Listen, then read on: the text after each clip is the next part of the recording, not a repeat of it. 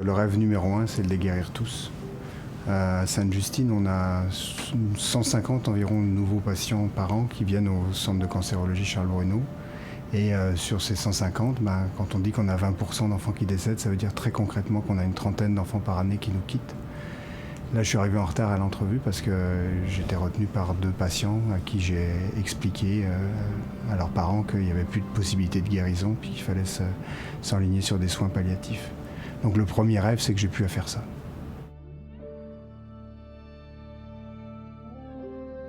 Je m'appelle Michel Duval, je suis pédiatre, hémato-oncologue, responsable de l'unité de greffe de moelle de Sainte-Justine. Tous les traitements des cancers de l'enfant et de l'adulte sont basés sur la chimiothérapie. La chimiothérapie, c'est essentiellement des molécules qui sont toxiques pour toutes les cellules de l'organisme et un peu plus toxiques pour le cancer. Les 2 nouvelles approches qu'on supporte, nous, ici au centre Charles Bruno, la première, c'est l'immunothérapie, la deuxième, c'est les thérapies ciblées. La première est basée sur l'utilisation de cellules du système immunitaire pour combattre le cancer, donc utiliser le système immunitaire qui normalement combat les virus, l'utiliser, changer sa façon de faire pour qu'il s'attaque au cancer. Et la deuxième, qui sont les traitements ciblés, c'est pas du tout des traitements qui sont toxiques pour les autres cellules de l'organisme. On est capable présentement de séquencer un génome humain dans une journée et demie. Et on est capable d'en tirer l'information en quelques jours. Et donc, ça veut dire qu'à l'intérieur de quelques semaines, on peut arriver avec une proposition d'une approche personnalisée, qui ne veut pas dire nécessairement une thérapie, mais une approche personnalisée pour le patient qu'on a devant vous. Daniel Sinette, je suis chercheur fondamentaliste, généticien moléculaire avec un intérêt sur la leucémie de l'enfant. Elie Adan, je suis clinicien-chercheur, je suis pédiatre immunologue et je travaille dans l'immunothérapie du cancer. Le fait de combiner les deux, c'est-à-dire d'avoir la capacité de faire cette immunothérapie, cette thérapie génique, donc guérir par le gène, et en même temps d'avoir la capacité d'identifier pour chaque enfant sa propre signature génomique, ça va nous permettre de combiner les 2 stratégies. C'est fascinant, mais ça nous fait couvrir une fenêtre en fait sur tout un nouveau champ de traitement. Et on peut imaginer de travailler d'autres cellules, on peut imaginer de travailler différemment, on peut imaginer une reprogrammation dans plein de circonstances différentes. Comme je disais, c'est tout un nouveau champ thérapeutique qui s'ouvre et qui n'est pas dans quelques années, il est là, il est présent. Et ce qu'il y a d'extraordinaire, c'est cette opportunité fantastique, d'abord avec ce don, et aussi avec tout ce qu'on a déjà construit depuis des années. Ça tombe au bon moment avec les bonnes personnes, dans le bon endroit, dans le bon environnement québécois. Donc c'est vraiment, tout est là. Moi, j'aime bien ce que tu viens de dire quand tu parles de la partie Made in Québec, parce que c'est vrai qu'on a une expertise locale. La recherche en oncologie, ça fait déjà un réseau. Mais il y a une différence entre travailler un réseau et de fournir du matériel, que les idées viennent d'ailleurs, d'être un contributeur de matériel, versus avoir nos propres idées. Et déjà, on est des leaders dans certains domaines. Les idées sont là, les questions sont là, l'expertise est là, les technologies sont là. Maintenant, on a le financement qui nous permet de consolider un leadership québécois. Mais en même temps, on peut partager ces leaderships-là au niveau canadien, au niveau international.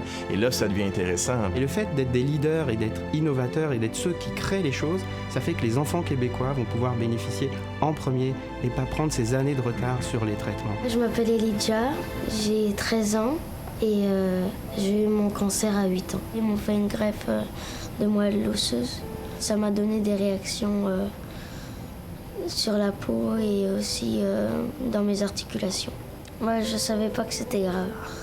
Je savais juste que c'était pas agréable à vivre. Les articulations sont très très raides et il a des plaies qui sont des plaies chroniques qui ne se guérissent pas facilement. Donc on est depuis 1 an à venir ici à peu près 2 fois semaine où Elijah a des soins de plaies sous anesthésie.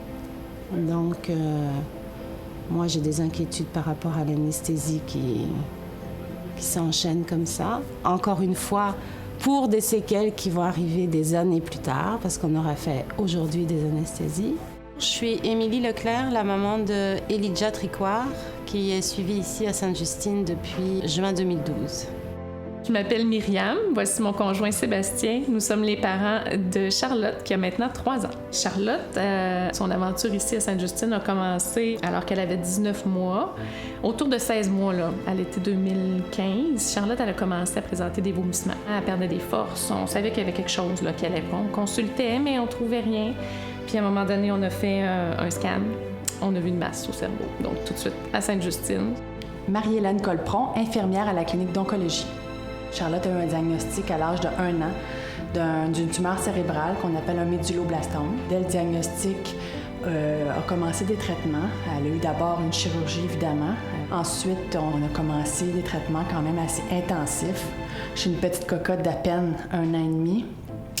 Des traitements qui se sont étirés sur plusieurs mois. Et en novembre dernier, en novembre 2016, on était dû pour une évaluation en résonance magnétique. Puis malheureusement, on a vu une progression de la maladie après 1 an de traitement finalement. Alors depuis novembre, on a recommencé avec Charlotte et sa famille des nouveaux traitements. Maintenant, les traitements ne sont pas terminés. On vise à ce qu'il y ait le moins de séquelles possible là, dans la suite des choses, puis on ne sait pas encore l'ampleur des traitements qui vont être nécessaires si on veut réussir à vaincre sa maladie. Qu'est-ce qui nous attend? On ne sait pas trop. Mais c'est sûr que ce qu'on vise, c'est d'avoir une vie avec le moins de séquelles possible. La recherche, ça représente l'espoir. Ça représente l'espoir qu'un jour, on arrive tous à les guérir. Et puis que ceux qu'on arrive à guérir, ils survivent dans des conditions meilleures que maintenant, parce que beaucoup ont des séquelles. Un bon tiers des enfants qu'on arrive à guérir du cancer ont des séquelles. Donc vraiment, la recherche, c'est en fait le seul espoir qu'on arrive à les guérir tous un jour et à les guérir sans séquelles.